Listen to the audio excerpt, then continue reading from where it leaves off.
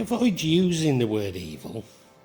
For me, it's a word that's used far too often and so misused.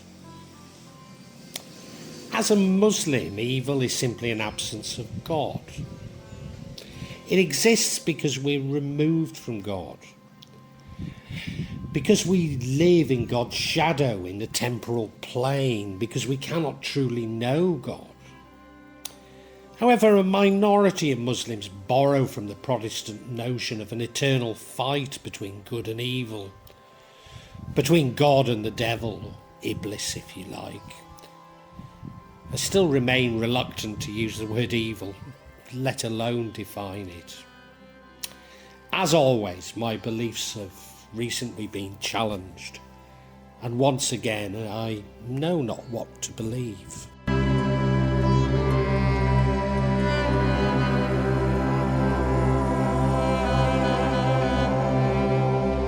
Challenges once again come from my Dukan brother.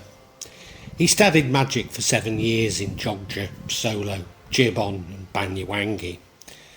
Maybe other places. Since then he's refused to work in the fields and scrapes an existence through his magic. He's getting old and his powers are waning. Recently his family have endured many hardships, including his youngest daughter who gave birth to a Down syndrome daughter. Some might see this as his spells returning, others might call it karma. I prefer to see it as the universe seeking balance, but you're welcome to use whatever words you want. For some time it's been apparent that he's becoming increasingly desperate. We've been aware of him sending malevolence to us. In particular, we became aware that he buried the feathers of an Ayam Chamani. That's an all-black chicken, adjacent to our bedroom patio. This was the same spell he'd used over 5 years ago, which resulted in my wife losing her mind. My wife is, I wrote, nearly back to normal. Only I can tell that she's not fully back to normal. Everybody else would think she is completely. But she was extremely ill, and it did take a long time to recover. This was largely thanks to Pak Karno, although she was initially admitted to hospital for psychiatric treatment. Once when we left Java, many neighbours became ill and 2 died. As one old man died, he was convinced that he was a victim of black magic. And many neighbours believed our home was the focus of this paranormal activity. And more recently, all our families seem to be having problems. The brother who escaped him by moving to Sumatra has had major financial and family problems. Another brother experienced marital issues. Whilst I understand that Budde, who now lives in Banyumas, is experiencing mystery illnesses. I've already mentioned that my brother who lives near Chandi has been very much affected by the Dukan's mischief. Like my wife did some 4 years ago previously, he began losing his mind. He sought help from Pak Karno after I found him to have a strong possession. I did what I could, but lacked Pak Karno's expertise. Whilst he is recovering, he still has memory problems. We do visit him as often as we can. He and his wife have lived a simple life as devout Muslims. They're amongst the poorest in the family, and my brother's inability to work has strained their already meagre existence. I managed to convince myself that my brother's waning powers corresponded to my mystical powers increasing. And maybe I am correct, but as you will hear, this confidence has been shaken. These events coincided with me discovering that he'd been engaging in rituals at the graveyard, including at the graves of my mother and father-in-law. I removed his malevolence and another brother cleared the graves. I'm sure that he's aware of my intervention, and this must be a real challenge to him. not least as I'm a foreigner master in the same Kejawan traditions that he spent 7 years learning and a lifetime practicing. In Indonesia, one has to have an official religion, of which Kejawan is not included. The Dukan brother therefore claimed to be Muslim, but I've never seen him in a masjid or mosque, nor engaging in Islamic devotion. I've there concluded that he was simply Kejawan, albeit from a different veil to myself. But when I discovered the evidence of ritual at the graveyard, it became clear that he was a left-handed shavist. Whilst the origins are both Hindu and Buddhist, in Java at least such devotees are simply known as Buddhist, further evidenced by a tattoo of Ganesh on his arm, who is associated with these tantric beliefs. These beliefs include allowing oneself to become possessed by what practitioners see as a god. This is believed to be a shortcut through samsara. Once possessed, believers are obliged to follow the wishes of the god within. Often these wishes are highly transgressive. Indeed, transgression is a central feature of this left-handed tantric path. Believers may commit rape, murder and cannibalism when commanded to. Could this explain the Dukan brother targeting his family? Other family members are adamant that he used black magic to kill his own father and mother. The great side rituals seem to confirm this. My wife's younger sister was sent mad as a young woman, accumulating in her throwing herself down a well to be saved by another brother. While she is considerably better than she was, she's still very troubled. Her daughter lives with us now in Jakarta, but her mother was unable to stay long with us in Jakarta, as her demons insisted that she should leave. Then there was the concerted attack on my wife some 5 years ago. Looking all over Java for solutions took away my life savings. Worse still, each Dukan and Ustad seemed to contribute to my wife's problems. But the use of the I Am Chamani spell sent my wife completely mad.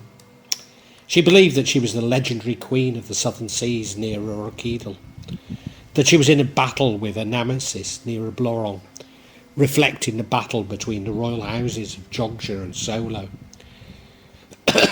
Whilst I have to say that she's much better now, I cannot emphasise the massive negative impact this had on our lives, not least taking away from her daughters at critical times in her education.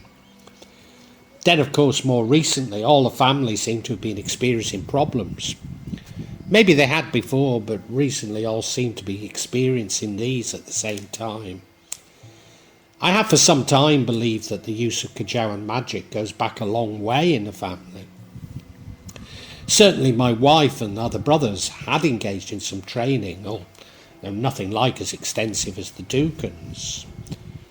Could his targeting of family members be related to ancestral pact with jinn or other entities? Did the Dukan brother believe his actions were in some way repaying an ancestral debt? Maybe even helping his family avoid samsara? Whilst this seemed highly plausible to me, I was certain that Pesugian was also a factor. Pesugian is a pact to deliver blood in return for wealth. Certainly I'm convinced that he'd visit Gunung Kawi at least once. At Gunung Kawi one enters a Pesugian pact to deliver a loved one in return for wealth. He's clearly very much in love with my wife and, our eldest daughter, despite having been very cruel to my wife physically and through his magic.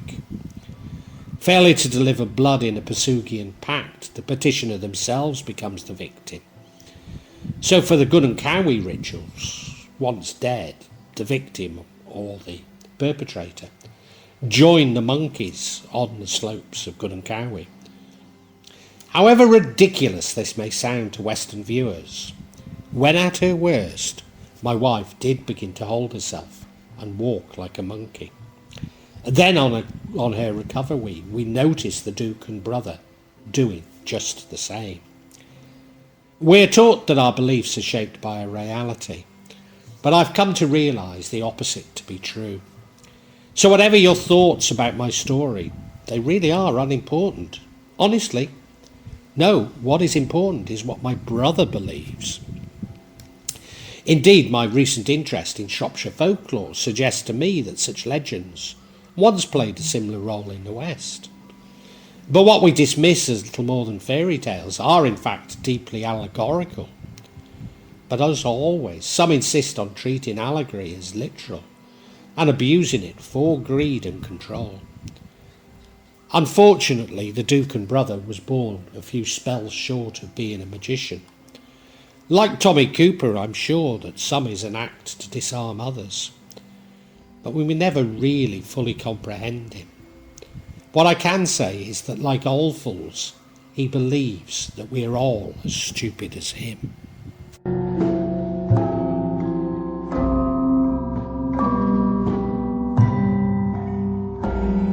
Before we left for Jakarta the last time, we were aware, but maybe not so troubled by the Duke and brother's mischief. But just before we left, he became very ill. The doctors at the local hospital reputedly said that even a loud noise might kill him. My wife's a compassionate soul and went to visit him, bringing him gifts of food that she'd cooked, wishing him well, believing that he would surely die whilst we were in Jakarta. As always, we went to visit Pak Karno before leaving, and almost as always it was discovered that he had sent a djinn to my wife. I say a djinn, but I'm ambivalent to what to call these entities, or even if they are entities, so much as negative energies, or maybe even just simply thought patterns. But he must have sent it when my wife was on her mercy mission. Yeah. Really, this tells you all you need to know about my Duke and brother. But my wife and my empathy prevent us from seeing the evil that is within him. I hadn't been in Jakarta long before I spotted those telltale signs of black magic. Needle-like pains in my toes and foot. Pains in the neck, often moving to the back. Problems with my ears. Diagnosed as Singaporea. But was it? Conjunctivitis. Constipation. Rheumatism and other immune reactions. But maybe the most telling was waking up every night, sometime after midnight, unable to get back to sleep. I would get up and sit in the front room, tired out with sweat pouring off me, but completely unable to sleep. As a result of my inability to sleep, I was forced to sleep in the day, missing some prayer times and reducing my meditation, and missing my daily prayers in the masjid or mosques, even once or maybe twice Jumatan itself, the Friday prayers. As so often happens, this coincided with Ramadan, during which time I would of course make the effort to pray 5 times a day and attend Jumatan. I seem to become depressed. But then I can't say I'm any longer happy when I am in Jakarta. So few Westerners live in Jakarta now that I constantly feel like a target, if only for harmless banter. As happens when one is depressed, one seems to be attracted to bad news and apocalyptic feeds on this platform. In particular, I became increasingly intolerant of the all too apparent arguments of that minority of Muslims who see jurisprudence and punishment as defining what Islam should be. Frankly, I'd had enough of being told not to wear a gold ring that I bought in Saudi Arabia in the 1980s, when men commonly wore gold, or not to point my feet at the kidlap by imam from the same communities that had harboured grooming gangs. Indeed, maybe incorrectly, I deduced that Allah wanted me to proclaim my faith while exposing the ludicrous nature of their beliefs. After all, their preoccupation with jurisprudence and punishment appeared to be taking Muslims away from Allah's love, even from finding Allah, which I see as a goal of all Muslims. But all this only made me feel more inadequate and depressed about my abilities to change things. Maybe it was my tiredness from not sleeping at night, but I also succumbed to minor illnesses, beginning as it often does with an outbreak of herpes, and as it often does on my toes and feet. Or at least it looked a little like herpes, despite being convinced by my youngest stepdaughter that it was actually monkeypox. In part, this was because my wife developed similar but not identical symptoms. This accumulated in flu, which lasted over 2 weeks, prevented us from returning to Java, despite having been in Jakarta for over 3 months and me feeling desperate to get out. All the signs were there that this was black magic, almost certainly sent by the Duke and brother. But I convinced myself that if I could find a scientific explanation or explanations, as I once did, then the black magic would go away. Remember, I now believe that reality follows our beliefs. So change our beliefs and we change our reality. But after 12 years of my journey into the paranormal, I'd already learned that whatever I believe will be proved wrong. As soon as I settle on an explanations, they're brutally shattered. Almost as soon as I'd reached Java again, those telltale signs of sciatica-like pains began. Over the last 12 years, they'd reoccurred many times, generally in late May or early June, but always resulting in being unable to walk for a few days, and severe pain for a month. Whilst the symptoms were somewhat like sciatica, they baffled Western doctors, perhaps because the Western medicine didn't seem to work. Nevertheless, I clung on to the belief that if I thought it was sciatica and treated it accordingly, then it wouldn't be black magic.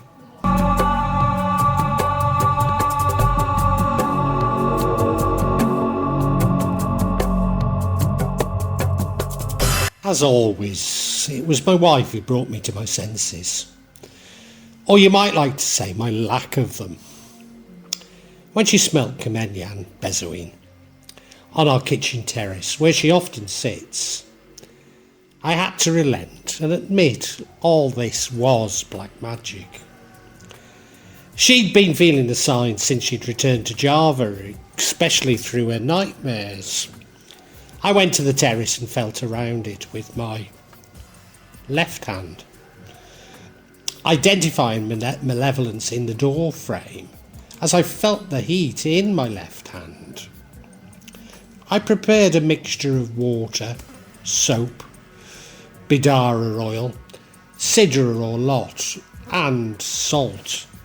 Despite growing bidara in the garden, I knew that the oil would be stronger and therefore I chose to use it rather than the leaves. I then set about cleaning the area of the malevolence. My wife wanted to visit Pak Karno. Sure enough, she was possessed by a very strong entity, stronger than any he had previously removed from her. As always, it takes time for such entities to leave my wife. She can feel it moving around her body as it looks to remain or leave her. Each time she prays, she burps many times, exhaling some of the malevolence. After Pak Karno's, we travelled to Wunasari to buy young coconuts so that we could drink the water, which my wife drank for 7 days and 3 days, and I for 7. We also ate mangosteen and bathed in the water from boiled aubergines.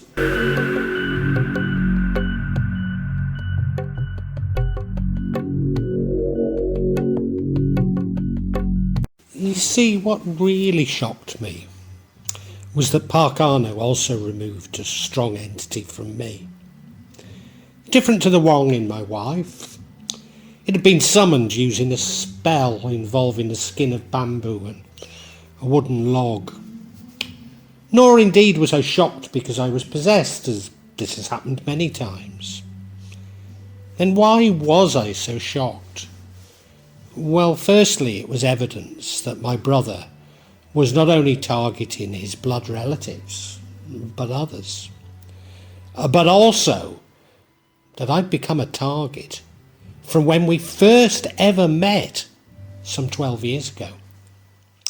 On that first meeting, he took me to his mother's grave. Or was it then that he infected me with the malevolence? Or maybe, or possibly as well, it was contained in the food he gave to me. Eating food containing gin is the surest way to ensure that the victim is possessed. Quite apart from the sciatica-like symptoms, I'd suffered more than my fair share of illness for these 12 years. Once on arriving in Bangkok, I developed a bad neck, which became like meningitis in Vietnam, before the illest I can ever remember being. Also, for all those 12 years, I've suffered from enough bad luck for a lifetime. Although my business was just about over by then, every project I won after meeting him went wrong. Now, when engaging in the sort of business I had, you could call it consultancy or software development, about 1 in 6 do go wrong. One just has to hope that the losses will be offset by the 5 more successful projects. But every one losing money was completely unprecedented. Similarly, every business deal I've been engaged in Southeast Asia has lost me money. Even relatively minor businesses that were closer to hobbies have lost me money. I suppose you could add YouTube to that. And not helped by the Indonesian post office seemingly barring foreigners from using them. And maybe the most tragic event during this time was that my son developed schizophrenia and no longer wants any contact with me.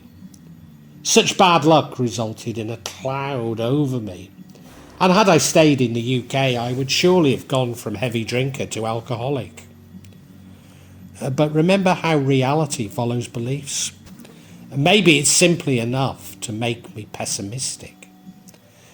I'm not suggesting that all can be directly traced to my Dukan brother. Certainly our neighbours in Jakarta had also used black magic. But so often such malevolence seems to breed further malevolence.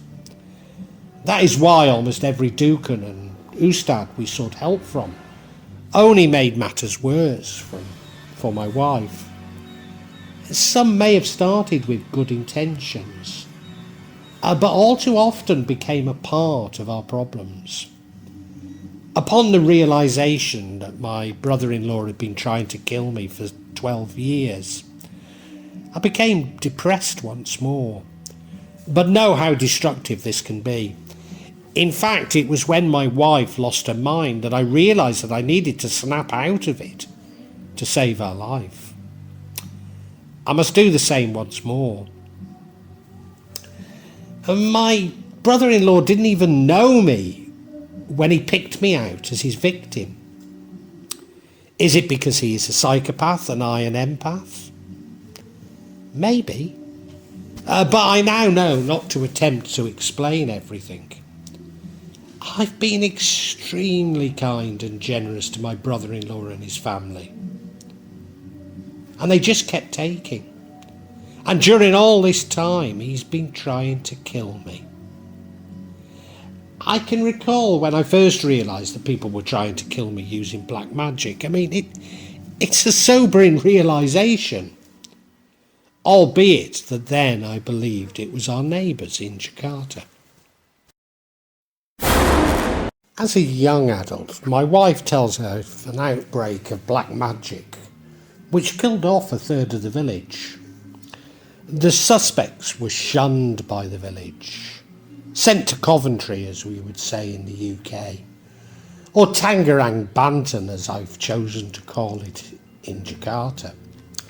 Being my wife, she went to visit them, taking them some food.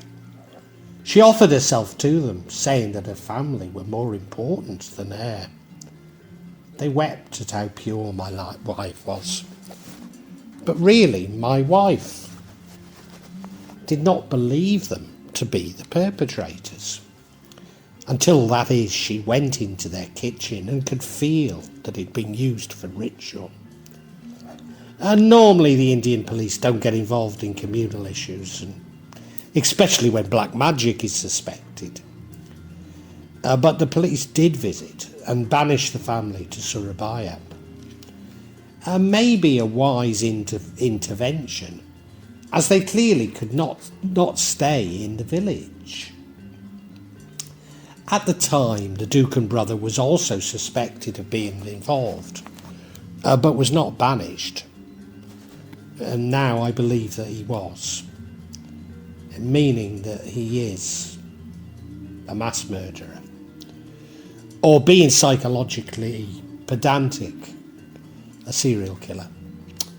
Once he had killed, he'd become addicted to killing, to fulfill his bloodlust. Maybe he is a psychopath after all. Psychopathy is a personality disorder manifested in people who use a mixture of charm, manipulation, intimidation, and occasionally in violence to control others in order to satisfy their own selfish needs. He would therefore be cruel, calculating and unemotional, refusing to take responsibility for his actions, even blaming others for his behaviour. All of which rings horribly true. Yes, he is harboured by his immediate family, but I suspect this is true for most psychopathic serial killers. For some time in my vlogs I've been expressing a view that the scriptures and what are seen as grimoires appear to be pointing to the importance of personality in shaping our world. As I say, I'm reluctant to see things as a battle between good and evil. But the battle between the dark triads, psychopaths, Machiavellians and narcissists certainly feels close to this.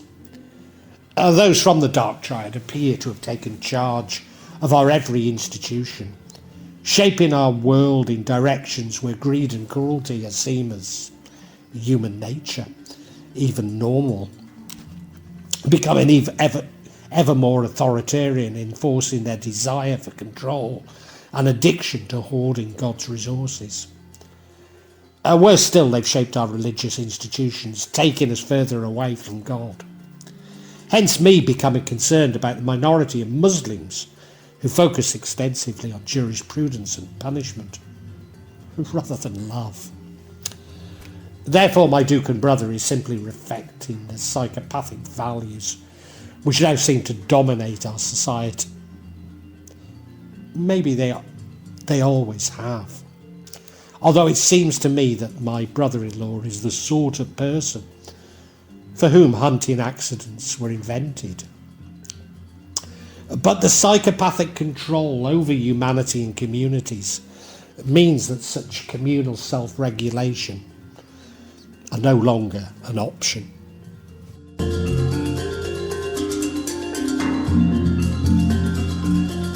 But remember the Faustian Pact. act implied in visiting Gununcowie? My wife is certain that her brother has to kill or be killed. And maybe this is a pact which predates his visit to Gununcowie. Certainly such an explanation seems to explicate his increasing desperation and seeming loss of powers recently. A recurring theme within vampire movies is of the aged vampire who knows he must feed but is tired and begins to regret his actions, even being forced to feed off his loved ones. He's no longer strong enough for the hunt. Could this describe my brother? Although this is not the reaction of a psychopath. So which is true? Maybe both, maybe neither. This is where my real challenge lies. To stop attempting to explain away my brother-in-law's behaviour, but simply to accept that this is how a minority of people are. A minority we need to remove ourselves from. Staying with hunting, I've been the prey for some 12 years. Maybe now I really do understand evil. I will continue to use the word sparingly. After all, there are a few people who behave as my Dukan brother does. Some may have some of my brother's traits, but the metaphor of the hunter really does define this evil.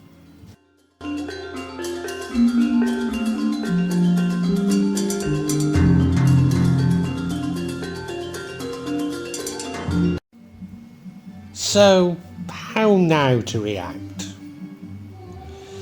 Well, over the 12 years I've learnt that anger and desire for revenge only feed the malevolence that he's sending. Sinking to the reaction of a psychopath is no solution at all. However much it seems natural to be a natural act of self-preservation. No, I must become the opposite. Throwing myself into love, forgiveness and my faith. Remember, my brother-in-law has no emotions. To him it's simply a game. I have no option but to play this game. A game in which I can never win, only lose. Which just maybe is a metaphor for life itself, under the control of psychopaths and their psychopathic regulations. And remember my wife offering herself to the neighbours? Should I do this? Well, maybe not directly. But for this to end, I must be prepared to die. And many times over the last 12 years, I've explained to God that if it's my time, I'm ready. To be ready to die with a heart full of love must surely secure one's own salvation. So I must stop trying to explain away what has happened and simply accept what God has planned for me and for my Duke and brother-in-law. Firm in my belief that good will triumph over evil, even when love no longer seems to be working, to still be guided by it. And isn't this what good and evil truly mean?